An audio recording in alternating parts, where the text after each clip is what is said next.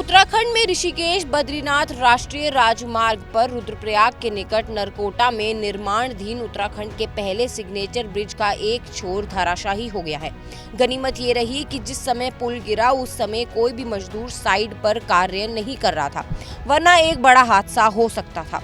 रुद्रप्रयाग जिला प्रशासन ने इस घटना में जांच के लिए आदेश दे दिए हैं। दरअसल ऋषिकेश बद्रीनाथ राष्ट्रीय राजमार्ग पर रुद्रप्रयाग के निकट नरकोटा में ऑल वेदर परियोजना के तहत लगभग 66 करोड़ की लागत से 110 मीटर लंबाई वाले सिग्नेचर ब्रिज का निर्माण कार्य किया जा रहा है।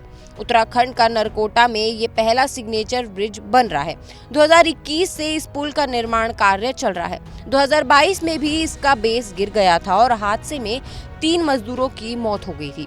इसके बाद पुल निर्माण कार्य ने तेज गति पकड़ी और इस वर्ष मई के महीने तक पुल का निर्माण कार्य पूर्ण होना था, लेकिन नहीं हो पाया।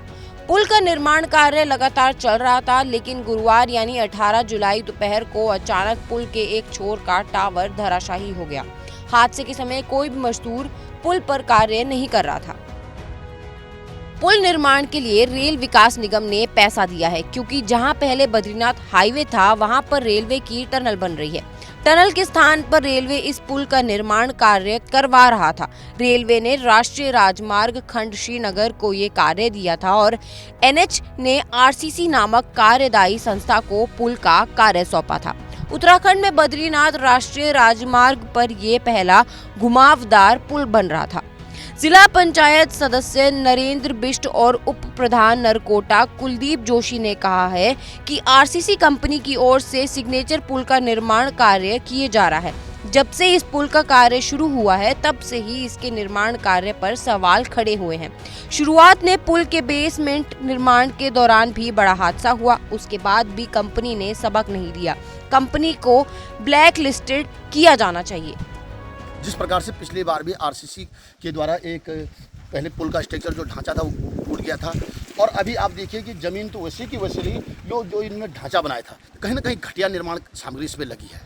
और RCC ने जो सुनने में आ रहा है कि RCC ने भी इसको भी किसी को पेटी के रूप में ठेके में दिया था, तो निश्चित रूप से जिसको दिया होगा तो उसने भी घटिया निर्माण सामग्री इसमें लगाई और उसी का नतीजा रहा कि आज ये पुल फिर टूट चुका है।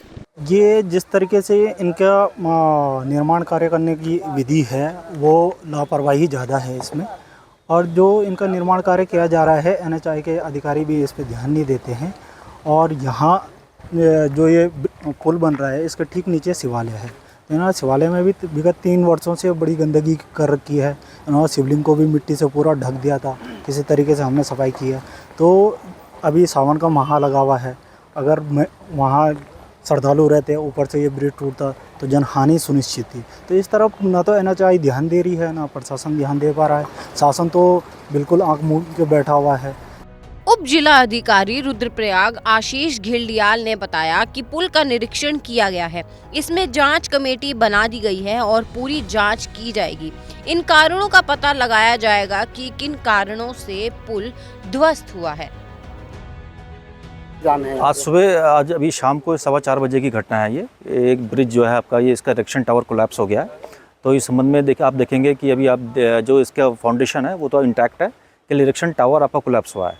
तो अब टेक्निकल कमेटी बैठेगी इस पर आपका, जैसा मुझे एक्जन साहब ने बताया है।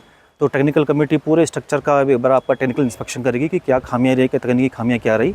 उसके बाद आपका जो है कार्रवाई इसमें अमल में लाई जाएगी।